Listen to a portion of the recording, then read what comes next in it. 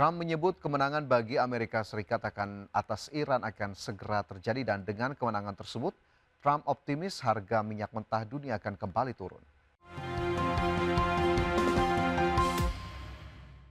Presiden Amerika Serikat Donald Trump mengklaim pihaknya akan menyatakan kemenangan total atas Iran dalam 2 pekan ke depan. Trump mengeluarkan pernyataan tersebut hanya beberapa jam setelah Iran dan Israel sepakat untuk menghentikan eskalasi kekerasan terburuk sejak berlakunya gencatan senjata pada April lalu. Trump menyebut kemenangan bagi Amerika Serikat atas Iran akan segera terjadi dan dengan kemenangan tersebut, Trump optimis harga minyak mentah dunia akan kembali turun. Adapun ketegangan di Timur Tengah meningkat tajam sejak hari Minggu lalu ketika Israel membombardir ibu kota Lebanon, Beirut. Israel tetap menyerang Lebanon meskipun gencatan senjata masih berlangsung. Langkah tersebut mendorong Iran untuk melakukan balasan atas serangan Israel ke Lebanon dengan meluncurkan rudal ke wilayah utara Israel. Serangan Iran tersebut justru memicu gelombang serangan Israel ke Iran.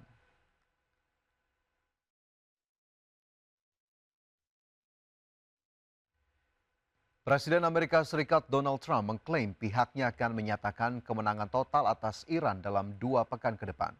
Trump mengeluarkan pernyataan tersebut hanya beberapa jam setelah Iran dan Israel sepakat untuk menghentikan eskalasi kekerasan terburuk sejak berlakunya gencatan senjata pada April lalu.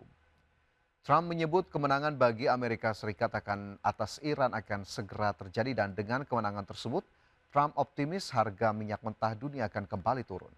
Adapun ketegangan di Timur Tengah meningkat tajam sejak hari Minggu lalu ketika Israel membombardir ibu kota Lebanon, Beirut. Israel tetap menyerang Lebanon meskipun gencatan senjata masih berlangsung.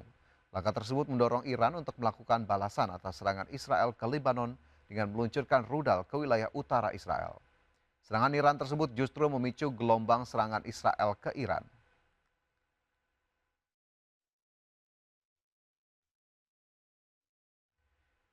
Pemerintah tengah menyiapkan paket stimulus ekonomi baru untuk menjaga daya beli masyarakat di tengah tekanan nilai tukar rupiah yang telah menyentuh level 18.100 per dolar Amerika Serikat. Menurut Menteri Koordinator Bidang Perekonomian Erlangga Hartarto, salah satu pertimbangan pemerintah menyiapkan stimulus yakni untuk menjaga daya beli masyarakat yang berpotensi tertekan akibat berbagai gejolak ekonomi. Meski belum memperinci bentuk stimulus yang akan diberikan, Erlangga memastikan pembahasan mengenai stimulus rencananya akan dilakukan dalam rapat koordinasi pemerintah yang dijadwalkan berlangsung pekan ini. Pembahasan lebih lanjut akan dilakukan dalam rapat yang melibatkan kementerian terkait di bawah koordinasi pemerintah. Nanti kita bahas mungkin untuk masyarakat nanti dalam waktu dekat mungkin kita akan sampaikan. Daya beli ya, Pak? Ya.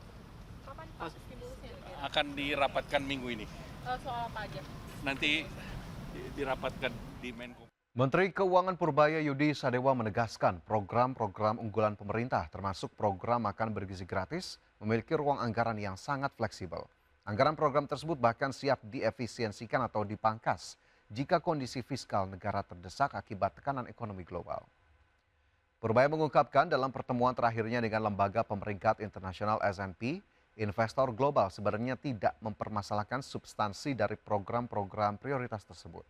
Para investor hanya mengkhawatirkan sentimen negatif yang terlanjur berkembang di pasar keuangan.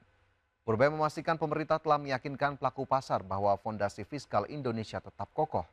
Meski program-program strategis tersebut tetap berjalan, defisit anggaran akan tetap dijaga ketat di batas aman. Antara lain saya bilang bisa dari MBG. Antara lain ya mungkin ya. Tentu aja itu tergantung kepada putusan Bapak Presiden, petunjuk Bapak Presiden. Tapi kan clear, Bapak Presiden jelas ingin efisiensi juga. Kalau nggak ada langkah yang seperti kemarin. Kepala MBG diganti segala macam. Itu kan jelas menunjukkan komitmen Bapak Presiden untuk menjaga belanja nggak sembarangan dan untuk menjaga fiskal defisitnya di bawah 3%. Badan Gizi Nasional akan menggandeng investor untuk pembangunan dapur di wilayah 3T. Kebijakan ini merupakan bentuk komitmen dalam melakukan efisiensi anggaran dalam pelaksanaan program makan bergizi gratis. Badan Gizi Nasional berkomitmen melakukan efisiensi anggaran secara besar-besaran dalam pelaksanaan program makan bergizi gratis. Langkah ini ditempuh melalui berbagai strategi, mulai dari menggandeng investor dan dana tanggung jawab sosial perusahaan untuk pembangunan dapur di wilayah 3T hingga menghentikan sementara pembangunan dapur baru. Kepala BGN Nanik SD yang mengatakan upaya mencari sumber pembiayaan alternatif untuk mendukung pembangunan dapur MBG di daerah 3T tanpa membebani APBN merupakan bagian dari upaya efisiensi yang sedang dijalankan BGN di tengah kebutuhan peningkatan kualitas layanan program MBG. Selain mencari sumber pendanaan non-APBN, BGN juga memutuskan untuk melakukan moratorium pembangunan dapur baru. Adalah untuk 3T. Ini kami akan mencoba mengurangi tidak menggunakan APBN, mencoba ya.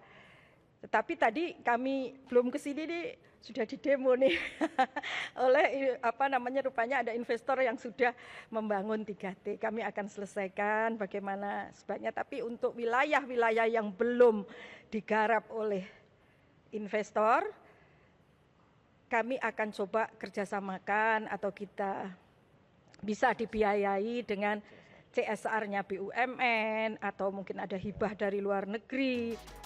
Nanik menegaskan fokus utama lembaganya saat ini bukan lagi menambah jumlah dapur, melainkan memperbaiki tata kelola dan memastikan seluruh dapur yang sudah beroperasi berjalan sesuai standar yang ditetapkan. Jakarta, Tim Liputan, IDX Channel. BP BUMN akan menutup 14 anak usaha PT Telkom Indonesia Persero Tbk seiring dengan adanya program streamlining yang dilakukan di seluruh BUMN dengan cara merger maupun likuidasi. Kepala BP BUMN Doni Oskaria mengaku tidak akan ada PHK dalam aksi korporasi tersebut. Kepala BP BUMN Doni Oskaria mengaku akan menutup 14 anak usaha PT Telkom Indonesia Persero Tbk. Langkah tersebut dilakukan seiring dengan adanya program streamlining yang dilakukan di seluruh BUMN dengan cara merger maupun likuidasi. Doni Oskaria menegaskan tidak akan ada PHK dalam penutupan anak usaha Telkom. Pasalnya, pegawai yang terdampak dalam program streamlining akan dipekerjakan di perusahaan lain yang digabungkan atau dikonsolidasikan dengan perusahaan lain menjadi satu, salah satunya di fiber optik. Konsolidasi, misalkan kayak fiber optik itu nanti terkonsol, ada beberapa perusahaan menjadi satu, kan size-nya menjadi besar, karyawannya ikut, kan banyaknya merger, gitu. Saat ini, Telkom memiliki anak usaha sebanyak 67 perusahaan, di mana nantinya 12 hingga 14 anak usaha akan dilakukan konsolidasi atau merger. Beberapa rencana penggabungan atau konsolidasi di anak usaha Telkom meliputi anak usaha yang memiliki lini bisnis fiber optik, pengembangan data center, tower, hingga infrastruktur. Jakarta, Riki Anwardi, IDX Channel.